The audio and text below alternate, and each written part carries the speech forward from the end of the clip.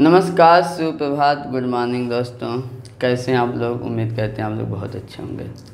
कर्मयोगी civil services में आपका हार्दिक स्वागत, अभिनंदन, वंदन दोस्तों।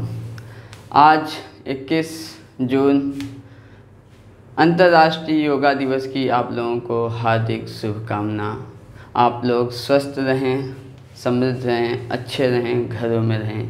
आप लोग योगा भी कीजिए। योगा इस कोविड के महामारी के दौर में आपके स्वास्थ्य के लिए एक सहायक महत्वपूर्ण चीज़ है। इसमें जैसा कि कोविड में आप जानते हैं कि इम्यूनिटी सबसे महत्वपूर्ण होती है, तो इम्यूनिटी डेवलप करने में, आपको शांति और सुकून देने में योगा एक अच्छा रोल अदा कर सकता है। ठीक है दोस्तों, अब जो है अपनी आज टॉपिक पे चलते हैं। तो आज का पहला टॉपिक है WHO का वैश्विक क्षय रोग कार्यक्रम। यह जो है इस अभी न्यूज में इसलिए है कि अभी जल्द ही जो है इस पर एक जो है वैश्विक उच्च स्तरीय कार्यक्रम आयोजित किया गया। वह कार्यक्रम किस लिए आयोजित किया गया? उच्च स्तरीय कार्यक्रम यह जो है जो रोकथाम में तेज़ी लाने के लिए एवं प्रगति की समीक्षा करने के लिए यह कार्यक्रम आयोजित किया गया।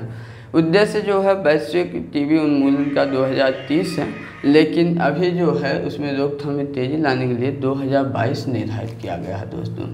ये चीज़ होगा न्यूज। दूसरी बातें क्या है, टीबी क्या है? तो टीबी अगर देखा जाए, टीबी एक बैक्टीरिया की वजह से होता है। उस बैक्टीरिया का नाम है बैसिलस माइकोबैक्टीरियम ट्यूबरक्लोसिस। यह जो है एक संक्रामक बीमारी है, मतलब कम्युनिकेबल डिजीज है, जो एक व्यक्ति से दूसरे व्यक्तियों में पहुंचती है। वो संक्रमित व्यक्ति के खांसी के माध्यम से, टैबलेट इन्फेक्शन के माध्यम से, मतलब उसकी छींकों के माध्यम से, या उसके संपर्क में आने से भी, उसके वस्त्र से को पहनने से भी ये चीज़ें हो सकती हैं। यह जो है मुख्य रूप से फेफड़े को प्रभावित करती है और फेफड़े के साथ साथ अंगों को भी प्रभावित कर सकती है दोस्तों। इसके लिए क्या चल रहा है? इसके लिए प्रयास भी राष्ट्रीय स्तर पे बहुत सारे प्रयास भी चल रहे हैं। उस प्रयास में एक है राष्ट्रीय रणनीतिक योजना बना करके इसको किया गया है। इस रणनीतिक योजना के तहत 2025 तक भारत का जो है टीबी उन्मूलन कार्यक्रम 2025 तक टीबी उन्मूलन करने के लिए कार्यक्रम है। इस राष्ट्रीय रणनीतिक योजना के तहत पोषण अभियान भी चलाया जा रहा है और टीबी पीड़ित व्यक्तियों को जो है 500 रुपये पर मंथ जो है उनके न्यूट्रिशनल, मतलब कि पोषित भोजन के लिए भी दिया जा रहा है। ये भी योजना का भाग है। उसके बाद और क्या प्रयास किया गया है? अभी कुछ ही वर्षों में, मतलब कुछ ही दिनों के वर्षों के अंदर जो है 5 करोड़ लोगों का उपचार किया गया है। ये भी एक अच्छा प्रयास है। दूसरा, राष्ट्रीय स्तर पर टीबी निवारक उपचार चलाया जा रहा है। यह है दूसरा उपराष्ट्रीय प्रमाणन कार्यक्रम। यह एक प्रमाणन कार्यक्रम है। इस प्रमाणन कार्यक्रम जो है ये जिला स्तर पे, प्रदेश स्तर पे चलाया जा रहा है। इसके तहत ऐसे, मतलब कि व्यक्ति जिनको मतलब टीबी ख़त्म हो गई है उनका प्रमाणन किया जाता है, जिससे जो है टीबी उन्मूलन की दिशा में अच्छा कार्य किया जाता है। अब टीबी रिपोर्ट, वार्षिक टीबी रिपोर्ट भी जारी की जाती है। ये जो है परिवार कल्याण एवं स्वास्थ्य मंत्रालय द्वारा ये चलाया जाता है, रिपोर्ट निकाली जाती है। इस रिपोर्ट के अनुसार जो है साल भर में, मतलब ये रिपोर्ट याद रखिएगा, ये कब से कब तक है? 2019 की रिपोर्ट है, 2019 की रिपोर्ट। तो इस रिपोर्ट के तहत यही लेटेस्ट रिपोर्ट है। इसके तहत क्या है, जो 20 में जारी की है 19 का, जो पिछले 2018 के बजाय 4 लाख व्यक्ति जो है अनुसूचित किए गए, मतलब रजिस्टर्ड किए गए हैं। इस रिपोर्ट में बताया गया। इसमें जो है टीबी रोगियों में 14% की वृद्धि हुई, जबकि बच्चों में जो है 6% पहले था, अब जो है वो 8% हो गया है वृद्धि हुई।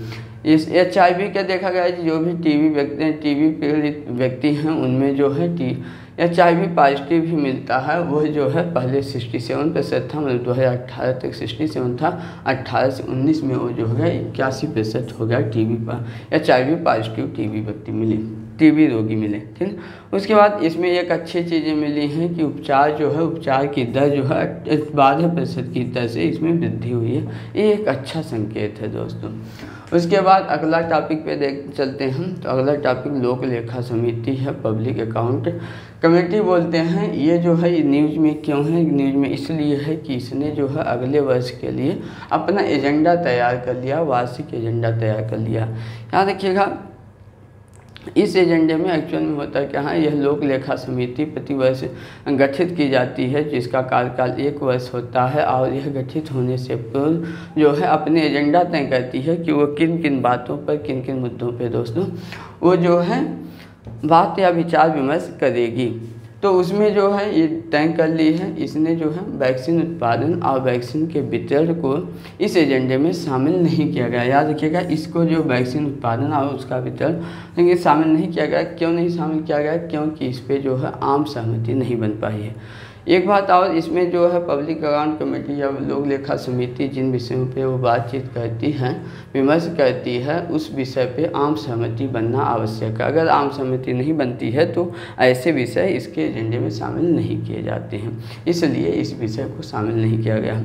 लोक लेखा समिति में जो होते हैं कुल 22 सदस्य होते हैं, जिसमें से 15 सदस्य लोकसभा के होते हैं और 7 सदस्य जो होते हैं वो राज्यसभा के होते हैं।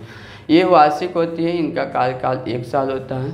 इनके अध्यक्ष की नियुक्ति जो है लोकसभा अध्यक्ष करते हैं और सामान्यतः जो है ये जो है इसकी नियुक्ति सामान्यतः स्पीकर द्वारा की जाती है, वो भी विपक्ष के किसी व्यक्ति का किया जाता है। सामान्यतः यह एक परंपरा है जो चली आ रही है दोस्तों। उसके बाद इसके सदस्यों की नियुक्ति जो है मतदान के द्वारा किया जाता है। ठीक, इसका कार्य क्या है? इसका कार्य जो है एक कैग की रिपोर्ट को जो है क्या करती है, कैग की जो रिपोर्ट है उसी का समीक्षा करती है या उसकी ऑडिट करती है, और अपनी रिपोर्ट को ऑडिट करने के बाद जो है यह लोक लेखा समिति अपनी रिपोर्ट को संसद को सौंप देती है। ये संसद की ओर से काम करेगी, संसद की समिति ही है तो काम ही करेगी। इसकी कुछ सीमाएं हैं, ये अच्छी बातें हुई। सीमाएं हैं, सीमाएं क्या हैं? ये जो है लोक लेखा समिति वह नीतिगत मामलों में हस्तक्षेप नहीं करती है, सिर्फ सामान्य मामलों पर ही ये सुझाव और सलाह देती है, और इसका सलाह जो होती है सिर्फ सलाहकारी होती है, बाध्यकारी नहीं होती है। और यह जो है व्यय के बाद ये समीक्षा करती है, और इसका व्यय पे कोई भी व्यय को सीमित करने का कोई अधिकार नहीं है। तो इसका क्या मतलब एक सीमा ही है ना।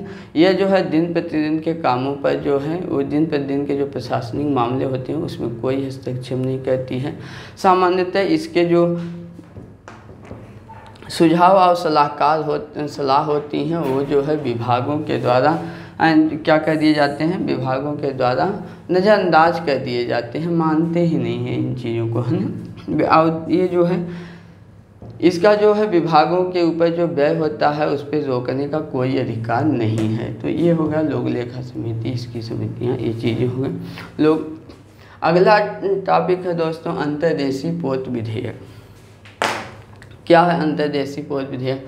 जैसा कि आप जान रहे हैं कि सबसे इस पे एक और नया मुद्दा चल रहा है कि नदियों को आपस में जोड़ने के लिए इंटरलिंकिंग रिवर प्रोजेक्ट पर भी काम हो रहा है, जिसमें पहला ऐसा जो जोड़ने का काम किया गया है वो जो है जब बेतवा नदी को किया गया है, वो केन बेतवा नदी को किया गया है। ठीक है, तो ऐसे ही और मामलों को बढ़ाने के लिए या पोत को अंतर्देशीय जो पोत हैं उसको बेहतर सुदृढ़ बनाने के लिए, जलमार्ग को बेहतर बनाने के लिए कानून लाया गया है।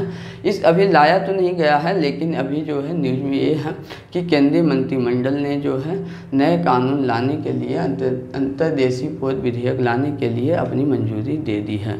यह जो नया विधेयक आएगा यह 1970 का जो पुराना विधेयक है उस विधेयक को ये प्रतिस्थापित कर देगा, मतलब वो हट जाएगा, इसकी जगह ये नया विधेयक लाया गया है। इसका उद्देश्य क्या है? इसका उद्देश्य ये है कि जो अपने देश में पोत हैं, जल मार्ग हैं, जल में ये हैं यांत्रिक जल पोत हैं, मतलब जहाज़ें जो हैं, बोट हैं, उनकी सुरक्षा और पंजीकरण करने का ही इसका उद्देश्य है। इसकी कुछ प्रमुख विशेष बातों पे अगर हम ध्यान दें कि क्या इस विधेयक का प्रमुख प्रावधान या मुख्य बातें हैं, तो सबसे प्रमुख बातें हैं कि अभी तक जो है हर प्रदेश का अपना अलग कानून होता था, वो अपने हिसाब से जो जल में, जिसको जल बोट भी बोलते हैं, या जल यांत्रिक मशीनों से चलने वाले जो नाव होती हैं, बड़ी बड़ी नौकाएं, इन सब के पंजीकरण के लिए अपना अलग अलग कानून होता था, अपना अलग अलग पंजीकरण व्यवस्था होती थी। इस कानून के माध्यम से जो है एकल अब किया जाएगा, एकल कानून बना दिया गया है कि पूरे देश के लिए एकल कानून होगा, एकल पंजीकरण होगा। वह जो पंजीकरण होगा, एकल पंजीकरण प्रमाण पत्र, वो जो है सभी प्रदेशों में मान्य होगा, चाहे वो प्रदेश हो चाहे वो केंद्र शासित प्रदेश हो, सब में वो मान्य होगा। और क्या प्रावधान किया गया है? एक प्रावधान किया गया है कि इसमें जो है एक केंद्रीय डेटाबेस स्थापित किया जाएगा। ये क्या होगा? एक इलेक्ट्रॉनिक डेटा पोर्टल होगा। इसके माध्यम से जितने पंजीकृत वेसल्स होंगे, वेसल मतलब नौकाओं को ही वेसल्स भी बोलते हैं, तो उनके लिए एक केंद्रीय डेटाबेस होगा, वहाँ पर स्टोर होंगे और उसी एप्लीकेशन पे इनका पंजीकरण और नवीनीकरण भी होगा। और भी चीज़ें हैं, सभी जहाज़ों का इस प्रावधान के माध्यम से सभी जहाज़ों का पंजीकरण करना अनिवार्य है, चाहे वो यांत्रिक हो या गैर यांत्रिक हो। यांत्रिक जहाज़ों का जो है या यांत्रिक बोट का पंजीकरण जो है राष्ट्रीय पोर्टल पे या इस कानून के तहत करना अनिवार्य है, जबकि जो छोटे छोटे गैर यांत्रिक मतलब जो मशीन चालित नहीं हैं, जिनमें मशीन नहीं बैठा, इंजन नहीं लगे हैं, ऐसे नौकाओं को जो है जिले या जिले से नीचे पंचायत स्तर पर या तालुका मतलब जब कहीं कहीं पर उसको तहसील भी बोलते हैं, तहसील स्तर पर इसका पंजीकरण करना अनिवार्य है। लेकिन सभी का पंजीकरण करना अति आवश्यक मतलब अनिवार्य बना दिया गया इस कानून के तहत। इससे फायदे क्या होंगे?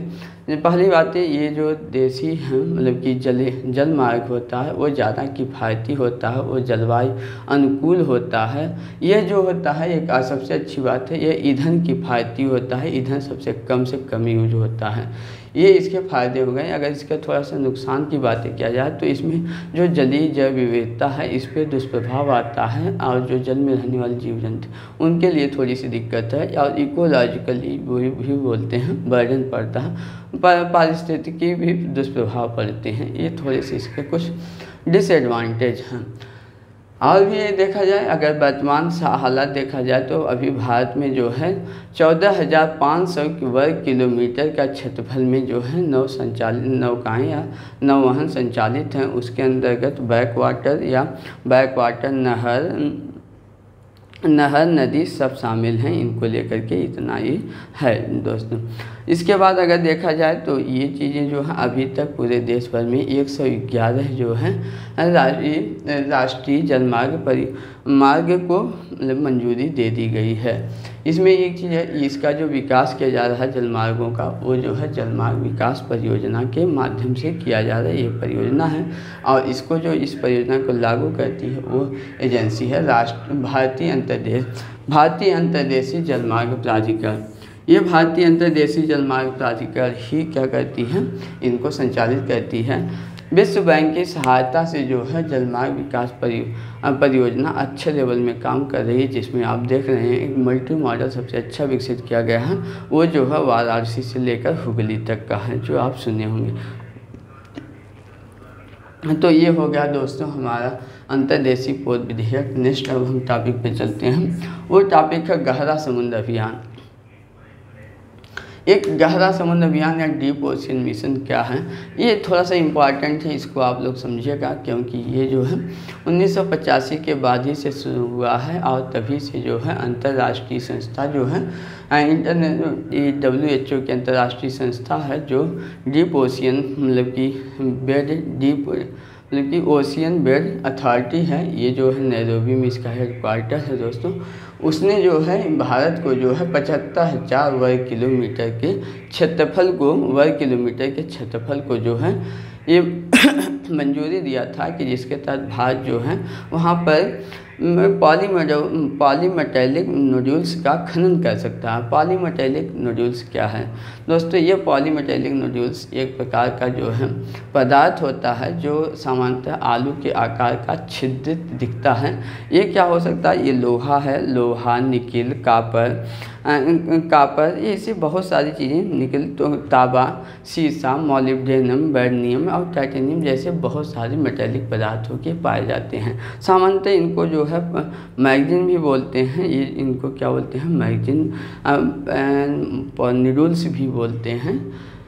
ये क्या होते हैं, ये आर्थिक रूप से समृद्ध हैं। कहा जाता है कि अगर 10% का भी खनन भारत कर ले, जो मतलब कि हिंद महासागर में जितना पॉलीमेटल नोड्यूल है उसका 10% भी भारत खनन कर ले तो इस 100 सालों तक भारत की ऊर्जा आवश्यकताएं पूरी हो सकती हैं। इतना समृद्ध, इतना महत्वपूर्ण ये योजना है। तो न्यूज़ में क्यों है, न्यूज़ में इसलिए है कि अभी जो है हाल ही में केंद्रीय मंत्रिमंडल ने जो है इसकी मंजूरी दे दी है इस अभियान को आगे करने के लिए। अब इस अभियान का उद्देश्य क्या है, तो उद्देश्य एक तरह से कह सकते हैं उद्देश्य तो पॉलीमेटल नोड्यूल का है। इसमें क्या है, अन्वेषण करना भी इसका महत्वपूर्ण है कि अन्वेषण मतलब कि ओशियन महासागर का अन्वेषण मतलब खोजबीन किया जाए। दोस्तों एक बात और आपको बता दें, ये जो आपको इसमें मेंस में लिखना नहीं है प्रीलिम्स में लिखना नहीं है, लेकिन जो सबसे महत्वपूर्ण चीज़ उसको जान लीजिए। यह एक योजनाएं होती हैं, सरकार कभी कभी जो होती है अपनी पॉलिसी बनाती है तो दिखाती कुछ है और उद्देश्य असली मूल उद्देश्य कुछ होता है। अब ये कैसे ये चीज़ें, अब देखिए अभी इसी को ले लीजिए, इसका उद्देश्य मुख्यतः और सीधे सीधे क्या है, पॉली नोड्यूल्स को प्राप्त करना। लेकिन वास्तव में इससे बड़ा महत्व पता आपको क्या है, वो ये है कि इसके माध्यम से अगर पूरे हिंद महासागर में इस अभियान को चला दिया जाए तो इसका मतलब कि भारत जो है हिंद महासागर का अच्छा एनालिसिस करके खोजबीन करके उसके रास्तों को पता लगा सकता है, उसके जो है बेड मतलब कि उसके तल में क्या क्या चीज़ें उसको लगा सकता है, जो सिक्योरिटी के दृष्टिकोण से बहुत ही महत्वपूर्ण होगा, है ना। आज के समय में आप जानते हैं कि साइबर स्पेस उसके बाद ओशियन सबसे महत्वपूर्ण होता जा रहा है। कहा जाता है कि अब वो ज़माना नहीं है कि अगर थर्ड वर्ल्ड वार होगा भी वो जो है शारीरिक या फिजिकल होगा, ऐसा नहीं है। वो सामान्यतः कैसा हो सकता है, वो जो होता है साइबर वार हो सकता है या समुद्रों के माध्यम से हो सकता है, ये चीज़ें हैं। तो भारत के लिए ये क्या है, रणनीतिक दृष्टि से सबसे महत्वपूर्ण है, सामरिक दृष्टि से महत्वपूर्ण है कि अगर ये इस अभियान को संचालित किया जाए तो भारत को जो है हिंद महासागर में उपस्थित प्रत्येक वनस्पतियों का, प्रत्येक अवस्थितियों का, प्रत्येक संरचनाओं का, आप इस हिंद महासागर के तल क्षेत्र में उसके तलहटी में क्या क्या चीज़ें अवस्थित हैं उन सारी चीज़ों की जानकारी हो जाएगी, जिससे पनडुब्बी या भारतीय सामरिक दृष्टि मजबूत और महत्वपूर्ण होगी। जैसा कि आप जानते हैं कि चीन जो है अपनी सामरिक दृष्टि महत्वपूर्ण मतलब मजबूत करते करते हिंद महासागर तक आया, तो ये जो है दूसरे नज़रिए से भी महत्वपूर्ण है। चलिए बातें हो गई, थोड़ा सा इस पे भी देखते हैं। इसमें और क्या है, एक उद्देश्य इसके तहत बहुत सारी ये एक ऐसी योजना है, एक ऐसा अभियान है जो मल्टी डायमेंशनल है, और भी क्या बहुउद्देशीय है, बहुआयामी है और बहु एजेंसियों के सहयोग से है। बहुत सारी एजेंसियों का सहयोग करना पड़े, इसमें इसरो का भी सहयोग है।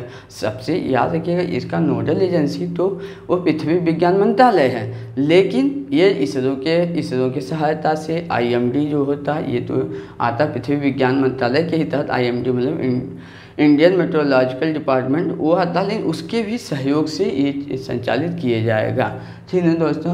तो ये सारी चीज़ें इसमें प्रौद्योगिकी में क्या क्या आएगा, खनन करने के लिए प्रौद्योगिकी को विकसित करना महत्वपूर्ण है, जलवायु परिवर्तन संबंधी प्रौद्योगिकी। उसके बाद रोबोटिक्स, याद रखिएगा खनन आप सोचिए कि जल के नीचे जब जल का प्रेशर नीचे जाने पर प्रेशर और ज़्यादा होता है, उस प्रेशर में इंसान कैसे खनन कर सकता है, इतना आसान है क्या खनन करना, नहीं प्यारे दोस्त, बिल्कुल नहीं। ये उच्च लेवल की हाई जो होते हैं टेक्नोलॉजी डेवलप करनी पड़ेगी, तो इसके लिए ये सारी टेक्नोलॉजी भी जरूरी है। वाहन जो वसेल्स हम कौन सा यूज करेंगे, ये सब चीज़ें महत्वपूर्ण हैं, ठीक है। इसके कुछ घटक हैं, ये अभियान एक है लेकिन इसके कई घटक हैं, घटक रूप में। पहला जो है पनडुब्बी का निर्माण। सोचिए कि आप कैसे करेंगे कि इंसान वहाँ पर खनन भी किया जाए, उन पदार्थों को पाना, इंसान जाएगा तभी तो खनन होगा, है ना। तो इंसानों का जाना, खनन करना, वापस लाना इतना आसान नहीं, चैलेंजेज है ना। तो ये जो है पनडुब्बी मानव रहित, याद रखिएगा मानव रहित पनडुब्बी का निर्माण करना भी एक उद्देश्य है इसका, मानव रहित पनडुब्बी का निर्माण करना दोस्तों। और खनन के लिए भी ये चीज़ें हैं। दूसरा अगला है जलवायु परिवर्तन।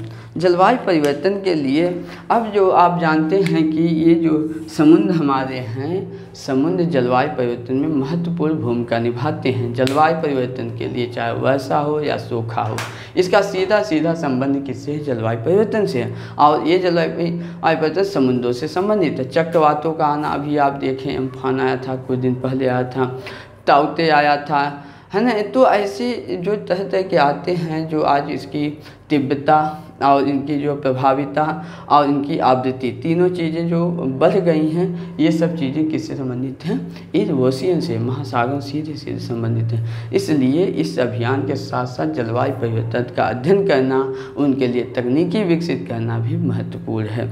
नेक्स्ट चीज़ें हैं कि जैव विविधता। जैसा कि आपको पता है कि यही जैव विविधता या जीवों की उत्पत्ति ही महासागरों से हुई है। तो महासागर जो है ये जैव विविधताओं या जीवों का भंडार घर है ना, उनके आवास क्षेत्र हैं, भंडार हैं आवासों के। तो ये जो है जैव विविधता के दृष्टिकोण से भी बहुत ही महत्वपूर्ण है। अगर उनमें विविधताएं होना, और विविधताएं किस बातों को बताती हैं? जैव विविधताएं जो है वह प्रकृति के संरक्षण को दर्शाती हैं। वो जो है जलवायु के या वहाँ की पारिस्थितिकी के संतुलन को दर्शाती हैं। अगर जैव विविधता अधिक है, इसका मतलब वहाँ की पारिस्थितिकी संतुलित रूप से अग्रसर है, सही है, वहाँ पर जलवायु परिवर्तन या ऐसे मानव स्तर से दुष्परिणामी जो है प्रभाव कम है ना। तो इनका अध्ययन करना ये भी महत्वपूर्ण है। उसके बाद जो सबसे महत्वपूर्ण अगला इसका जो घटक है वो है सर्वेक्षण और अन्वेषण करना, है ना। इसमें सबसे महत्वपूर्ण है कि ये जाने के बाद वहाँ पर रिसर्च भी करना, इन्वेंशन भी करना कि जो भी चीज़ें हुई हैं उनका विकास कैसे हुआ, जीव जंतु का विकास कैसे हुआ, जीवों की विकास जैसा कि आप जानते हैं जल से शुरुआत हुआ, तो उसका अध्ययन करना, सर्वेक्षण करना कि जो चीज़ें उपस्थित है कितना है वहाँ पर, आइलैंड हो गया, जल वनस्पतियाँ हो गई, जीव हो गया, इनका सर्वेक्षण करना। सर्वेक्षण मतलब इनकी डाटा पता करना, आंकड़े पता करना, ये कितनी चीज़ें हैं। अन्वेषण मतलब नए नए खोज करना, रिसर्च करना, है ना, डिस्कवरी करना कि कहाँ पर क्या है, तो किस तरह डेवलप हुए हैं। जैसे कि आप गर्त के बारे में सुने, इन सारी चीज़ों को जो है अन्वेषण करना, ये भी इसका महत्वपूर्ण घटक है इस अभियान का। अगली चीज़ें जैसा कि आप देख रहे हैं कि समय के साथ जो है जीवाश्म ईंधन इतना मतलब कि इस चर्चे में चल रहा है। क्यों? क्योंकि जलवायु परिवर्तन हो रहा है। जलवायु परिवर्तन से सीधे मानव पे, खाद्यान्न पे, फसल पे, इंसानों पे प्रभाव पड़ रहा है। तो वो कहीं न कहीं जुड़ा है ऊर्जा संबंधित। ऊर्जा जो आज जो है इन सबको दृष्टि में रखते हुए कौन सी ऊर्जा की बात हो रही है? गैर जीवाश्म ऊर्जा या नवीनीकरण ऊर्जा की बात हो रही है। नवीनीकरण ऊर्जा में सौर ऊर्जा जैसे आता है, वैसे जो है महासागरीय ऊर्जा में कई प्रकार से आते हैं।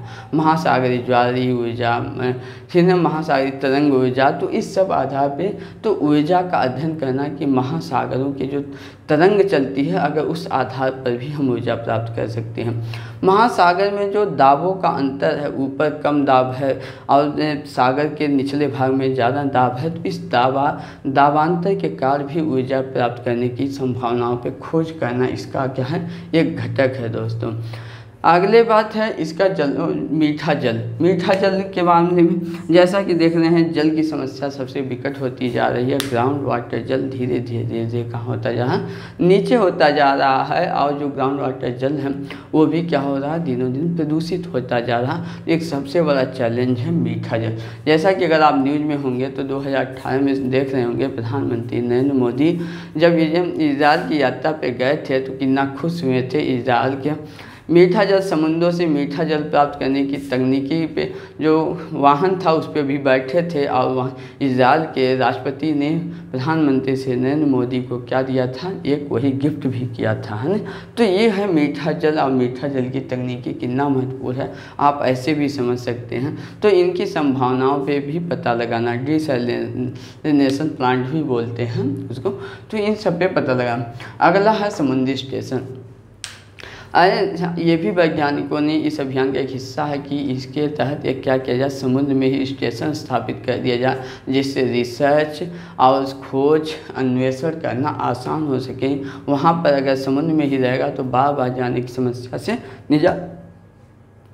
निजात मिल जाएगी। और जो है हर तरह की खोज, चाहे जलवायु परिवर्तन हो, जैव विविधता हो या वहाँ पर रास्ते की हो या अन्वेषण हो, ऊर्जा हो, मीठा जल हो, इन सभी घटनाओं की गतिविधियों के लिए अगर एक उन्नत किस्म का जो है एक समुद्री स्टेशन स्थापित कर दिया जाएगा तो कितना बेहतर होगा दोस्तों। तो ये रहा। अब इसका महत्व क्या है, इस अभियान का सबसे बड़ा महत्व के बारे में आपने कुछ चीज़ें तो समझ ही लिया है।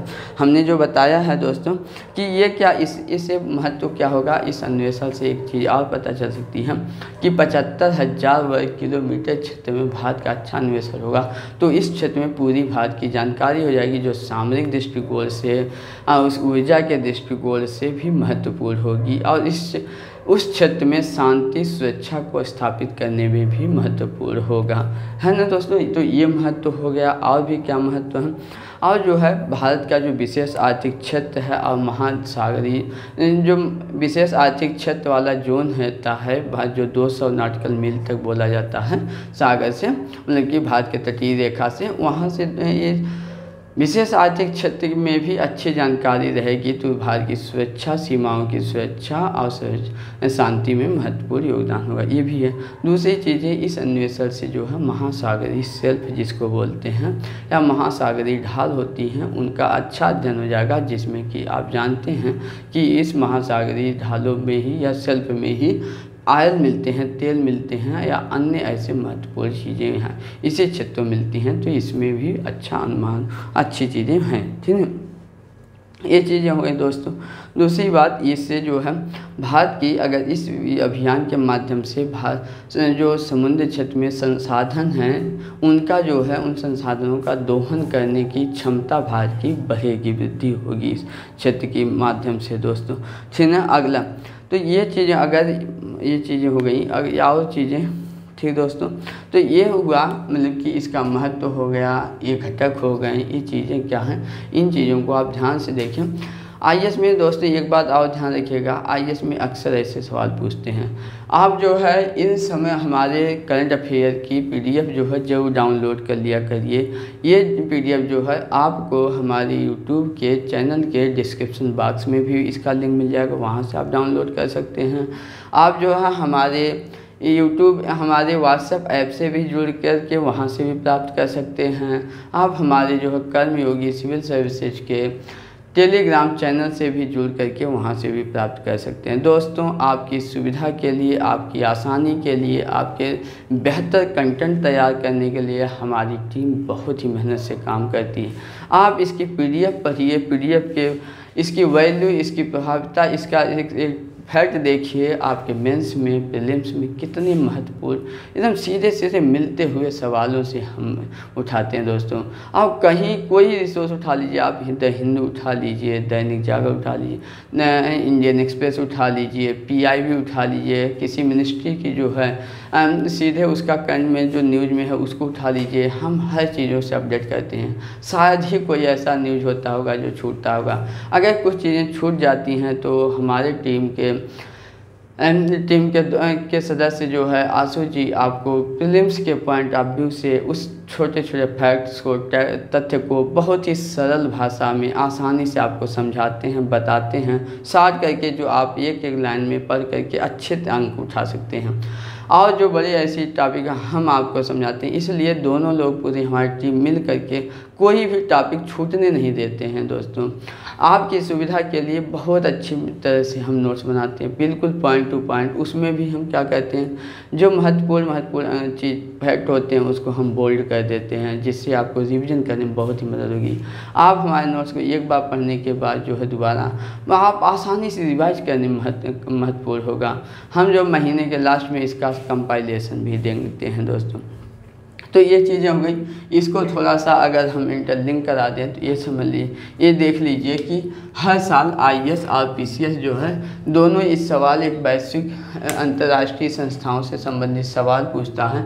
और ये जो है ये आईएएस के जो है सिलेबस के पेपर 2 में, जीएस के पेपर 2 में ये आ जाएगा। ये जो है पेपर 2 के पेपर 2 वाले भाग में आएगा दोस्तों, और इससे संबंधित सवाल यूपीएससी एक जो है अवश्य पूछती है प्रीलिम्स में, और जो है पीसीएस भी इसके फैक्ट्स को उठा करके पूछ लेता है। जैसे कब तक का उद्देश्य रखा गया, भारत का याद रखिएगा 2025 तक भारत का रखा गया है, ऐसी चीज़ें उठा के पूछ देता है। पीसीएस में एक चीज़ और पूछता है किसके कार्य बैक्टीरिया होता है, तो ऐसे सवाल पूछ लेता है बैक्टीरिया का नाम, किस प्रकार का रोग है, ऐसे ही सवाल पीसीएस में पूछते हैं। अगर नेक्स्ट अगर दोस्त देखा जाए लोक लेखा समिति, ये सबसे महत्वपूर्ण है। जैसा कि आप देखते होंगे आईएएस और पीसीएस दोनों में जो होता है वह कार्यपालिका से संबंधित, उसमें भी सेंट्रल गवर्नमेंट या संसद वाले भाग से अच्छे खासे सवाल पूछते हैं। तो इसलिए इस पॉइंट ऑफ व्यू से, इस दृष्टिकोण से ये जो है लोक लेखा समिति इम्पॉर्टेंट है, इसको पढ़ लीजिए दोस्त। अगला है आईएएस में जो है एक सवाल अवश्य पूछता है विधेयक से संबंधित, उसके प्रावधान से संबंधित। आप प्रीलिम्स के सवाल उठा देखेंगे, एक सवाल अवश्य पूछता है। और मेंस में भी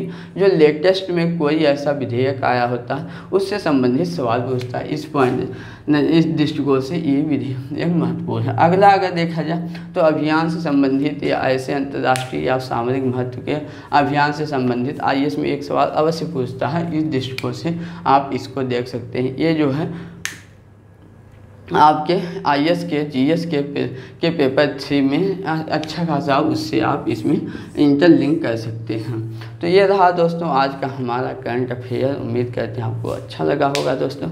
हम इस चैनल को एक बार फिर अगर नहीं सब्सक्राइब किए सब्सक्राइब कर दीजिए, लाइक कर दीजिए, अपने दोस्तों को ज़्यादा से ज़्यादा अवश्य शेयर करिए। क्योंकि शेयर करेंगे तो वो लोग पढ़ेंगे, उनको अच्छा तथ्य मिलेगा तो खुश होंगे। धन्यवाद दोस्तों।